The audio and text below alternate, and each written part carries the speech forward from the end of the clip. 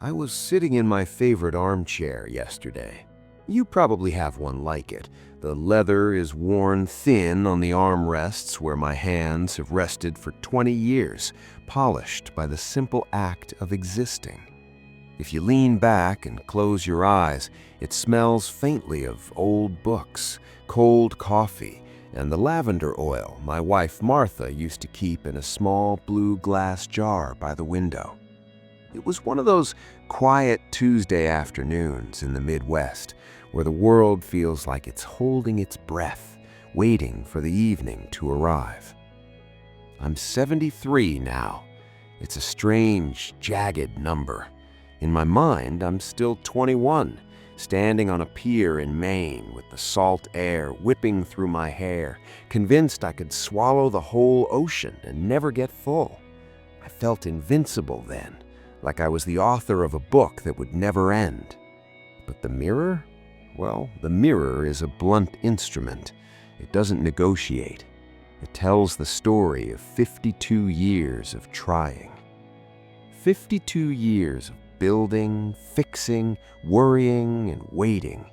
And as I watched the dust motes dancing in a shaft of sunlight, a realization hit me so hard it felt like a physical weight on my chest. I spent 5 decades waiting for my life to finally begin.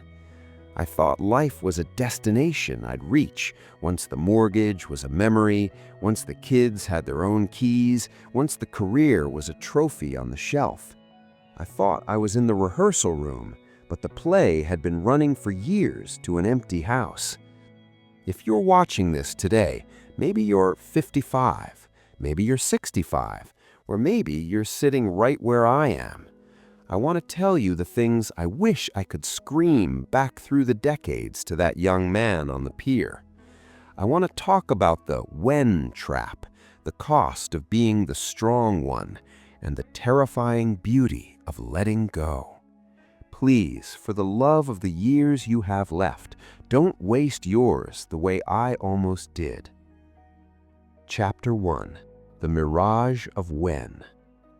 Back in 1974, I bought a high-end Nikon camera. It cost me a week's wages, which was a fortune for a young man starting out in a small town in Ohio. I remember the smell of the new leather case and the heavy, cold feeling of the metal in my hands. I told myself I'd take up photography someday, when I had the time to travel, when the house was finally quiet, when I wasn't so bone-tired from the office. That camera sat in its original box for 22 years. It moved with us through 3 different houses. Every time I saw it on a shelf, I felt a little spark of not yet. When I finally opened it in the late 90s, the world it was meant to capture had changed. The internal foam had rotted into a black, sticky mess, the lens had developed a tiny bloom of fungus, and digital photography was already knocking on the door. That camera is the ghost that haunts many of our basements. It's a metaphor for how we treat our joy. We wrap our joy in the plastic of responsibility and tuck it away in the attic of our minds. We live in the when. I spent 52 years saying, I'll be happy when the promotion comes. Then it was, I'll relax when we move to the suburb with the better schools. Then, I'll find myself again when the nest is empty. But the when is a mirage in the desert. The closer you walk toward it, the further it recedes into the horizon. At 73, I realized that there is no someday. There is no grand ribbon-cutting ceremony for your happiness. There is only this Tuesday. There is only the temperature of the tea in your mug and the way the floorboards creak under your slippers. I wasted so much precious spirit planning for a future that never arrived exactly the way I drew it in my head. I missed the smell of the spring rain in 1982 because I was too busy worrying about the interest rates of 1992. I gave away my now for a ghost. Don't do that. Take the camera out of the box today, even if you only take pictures of the weeds in your own backyard. Happiness isn't a prize for finishing the race. It's the water you drink while you're running. Chapter 2. The Loneliness of the Stone Man. For half a century, I took immense pride in being the rock. In our generation, that was the gold standard manhood. You didn't complain, you didn't flinch, and you certainly didn't let anyone see the cracks in your armor. I thought being a father meant being a monument, static, unbreakable, and cold. I thought my family needed me to be a fortress where no wind could enter. But here is the secret I learned far too late. Rocks don't grow, they only erode. By pretending I had every answer, I built a wall between myself and the very people I was working so hard to protect. I remember nights sitting in my car in the driveway for 10 minutes before going inside, just so I could put on my mask. I thought my children didn't need a man, they needed a superhero. But superheroes are exhausting to live with. My children didn't need a monument, they needed a father who could sit at the kitchen table and say, "I'm scared about this transition too," or "I don't know if I'm doing this right." Because I was so obsessed with being the provider, I forgot to be the presence. I was there physically, but my mind was always 5 miles down the road, calculating the next move, the next bill, the next disaster. I thought vulnerability was a leak in the boat that would sink us all. I didn't realize that vulnerability is actually the water that lets the boat float. At 73, I finally let the armor fall. It's heavy, and my shoulders were sore from carrying it for 52 years.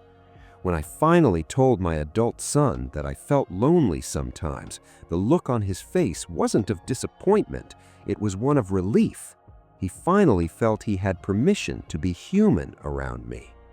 If you're still trying to be the strong one, please stop. The world won't stop spinning if you sit down and admit you're tired. In fact, that's when the real connections finally begin to grow. A fortress keeps enemies out, but it also keeps the people you love trapped on the outside. Chapter 3. The Graveyard of Unspoken Words. I lost my younger brother, David, about 4 years ago. We were close in that way brothers of the mid-century are. We talked about the box scores, we talked about the rust on the car, we talked about the state of the country. We could spend 4 hours fishing in total silence and call it a great day. But we never talked. After the funeral, I sat in his workshop, surrounded by the smell of sawdust, old motor oil, and the silence he left behind. I found an old postcard I'd sent him years ago from a business trip in Chicago, and I realized with a crushing weight that I had never once told him I loved him, not once in 50 years.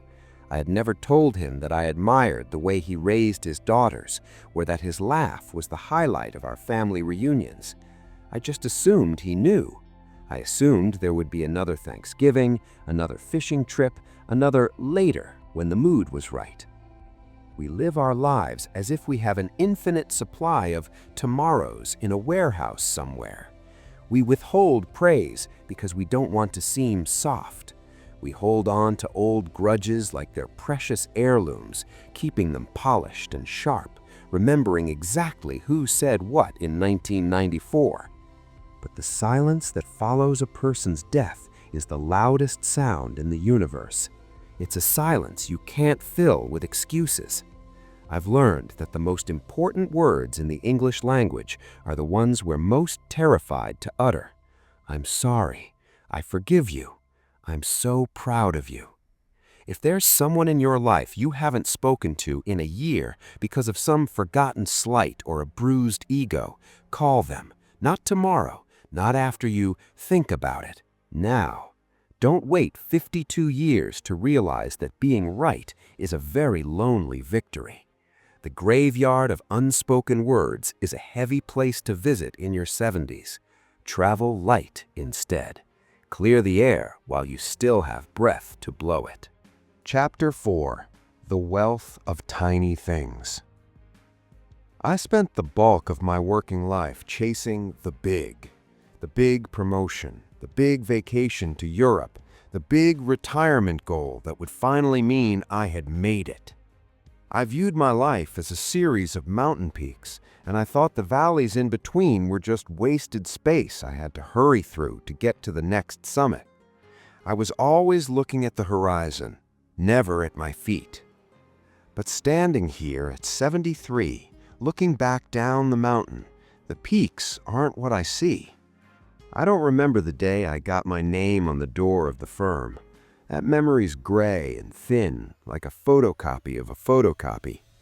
What I remember, what actually has color and heat and weight, are the small things. I remember the way the light filtered through the oak trees in our first backyard. I remember the sound of Martha's slippers on the linoleum floor at 6 a.m. while she waited for the coffee to brew. I remember the sticky feel of my daughter's hand in mine when she was 4 and we found a toad in the driveway. I remember the taste of a cold glass of water after a long afternoon of weeding the garden in the July heat. We spend 5 decades trying to build a great life, and in the process, we walk right past the beautiful life that is happening in the cracks of the sidewalk. Wealth isn't the number at the bottom of your brokerage statement. It's the quality of your attention. If you can appreciate the way the steam rises from your coffee, or the specific shade of blue the sky turns just before a summer storm, you are a wealthy man. I wish I hadn't waited until my 70s to realize that the valleys were actually where the garden was growing. Stop waiting for the symphony and start listening to the bird on your fence. Chapter 5. The Ancestors in the Mirror. Forgiving Parents. There is another kind of peace I had to find, and it was one of the hardest. It's the peace you make with the people who raised you.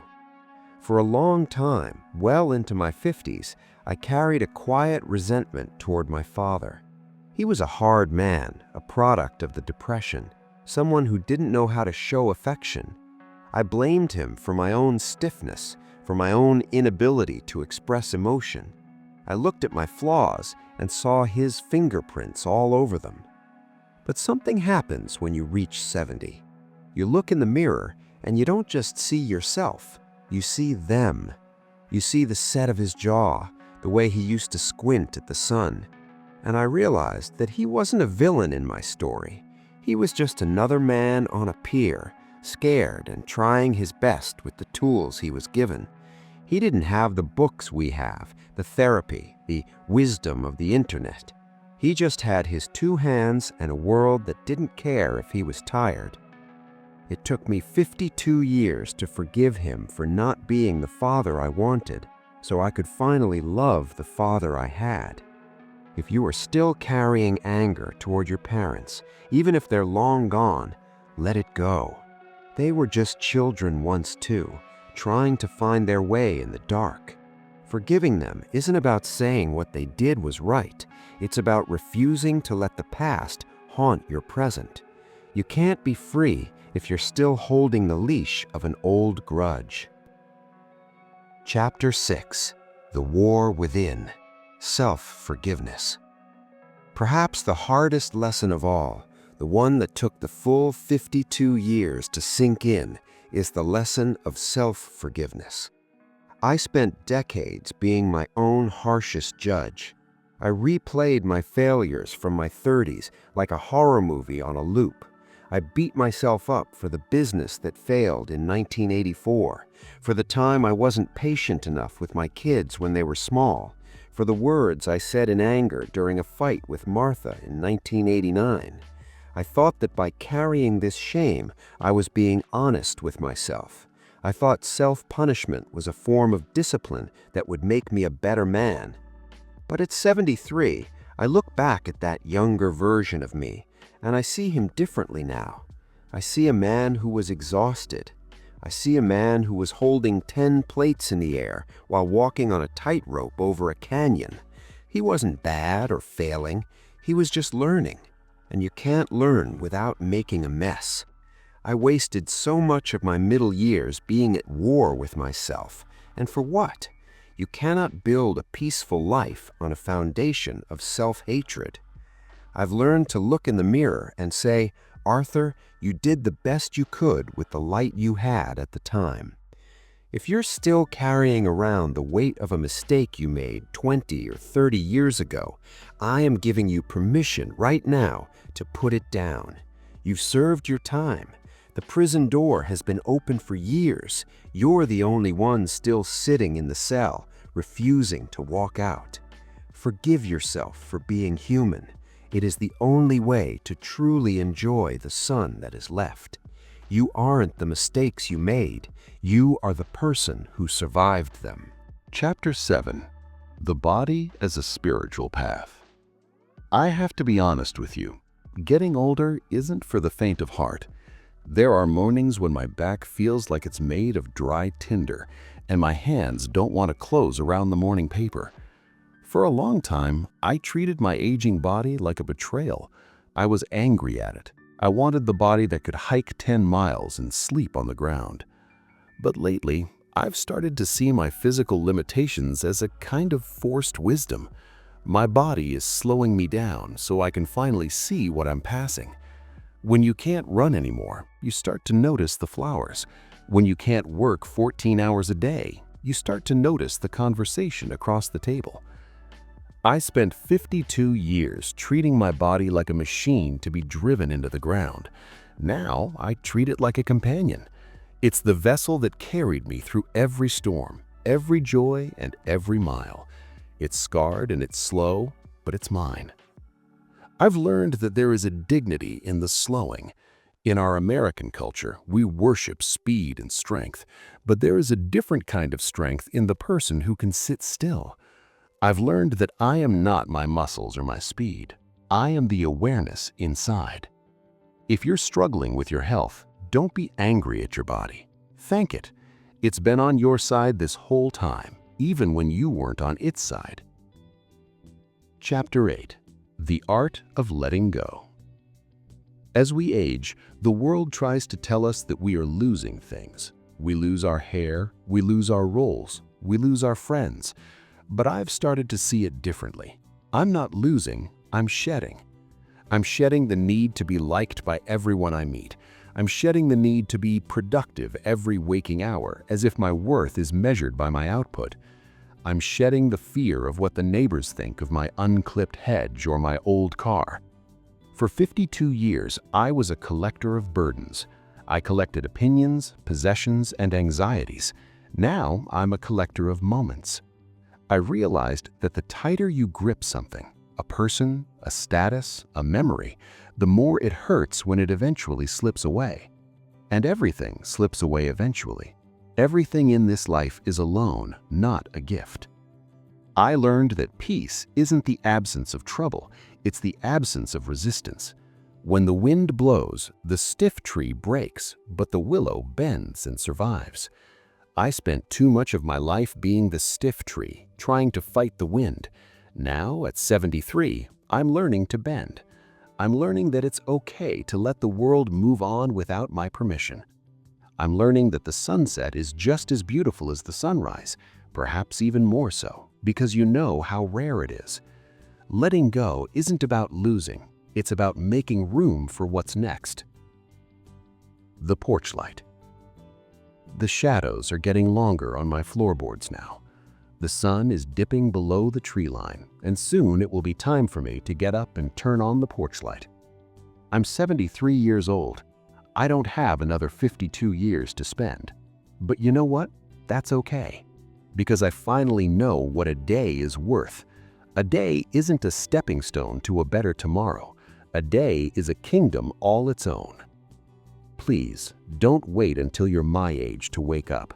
Don't wait for a heart attack or a funeral or a retirement party to realize that you are already living your life. The rehearsal is over. The curtain has been up this whole time, and the audience is just you and the Creator. Go hug the people you love. Say the words you've been hiding in the back of your throat. Take the camera out of the box.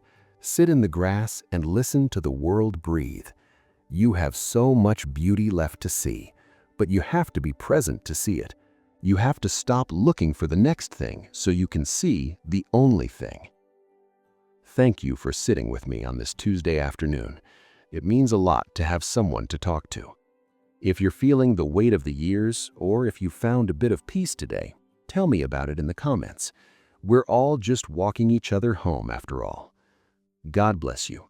Keep your heart open and don't waste a single second of the light you have left. The sun is still up, and it's a beautiful day to be alive.